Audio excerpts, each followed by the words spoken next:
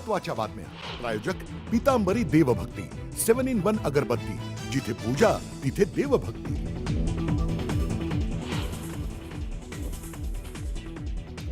दौंडच्या यवतमधील परिस्थिती हळूहळू पूर्वपदावर. गेल्या 5 दिवसांपासून तणावाचं वातावरण. पोलीस बंदोबस्तामुळे यवतला छावणीचं रूप.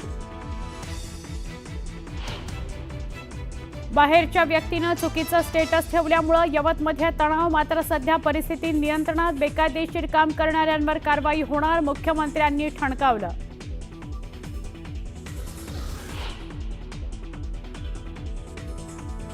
कुठं चौकोल्याला तरफडू नका. तिथं जाऊन कुठं ढगात गोळी मारू नका. पुण्यामध्ये उपमुख्यमंत्री अजितदादांची तुफान फटकेबाजी. तुमच्याकडून कोणतीही चूक होऊ देऊ नका, तर चौफुल्यावर जाऊन तडफडू नका म्हणत दादांनी खास शैलीत कार्यकर्त्यांना दिली तंबी.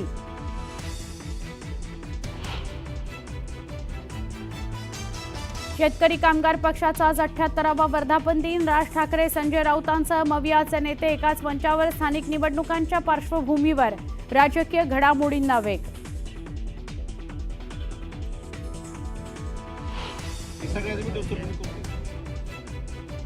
धाराशिवमध्ये पवनचक्की कंपन्यांविरोधात सुरू असलेलं शेतकऱ्यांचं उपोषण मागे. शेतकऱ्यांच्या आक्रमक पवित्र्यानंतर प्रशासनाकडून मागण्या मान्य.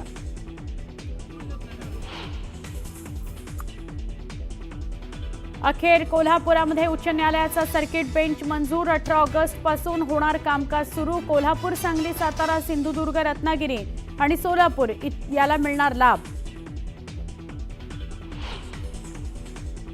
जळगावात डेंग्यूचे 227 संशयित रुग्ण. 38 पॉझिटिव्ह रुग्णांची नोंद. शहरात सध्या पालिकेकडून काळजी घेण्याचं आवाहन.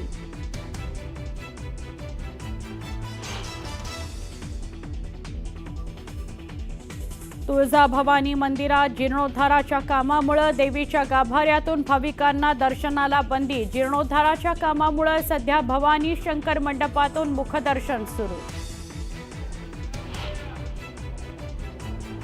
बुद्धिबळ विश्वकप विजेत्या दिव्या देशमुखचा आज महाराष्ट्र शासनाकडून नागरी सत्कार. मुख्यमंत्री आणि उपमुख्यमंत्र्यांच्या उपस्थितीत नागपुरात विशेष सत्काराच्या कार्यक्रमाचं आयोजन.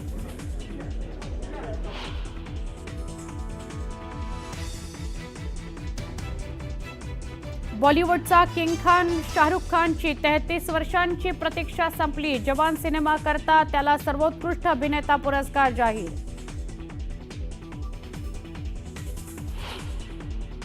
न्यूयॉर्कमध्ये पुरामुळे मोठं नुकसान. ब्रुकलिनमधील सबवे स्टेशनवर प्रवासी अडकले. बसमध्येही शिरलं पुराचं पाणी.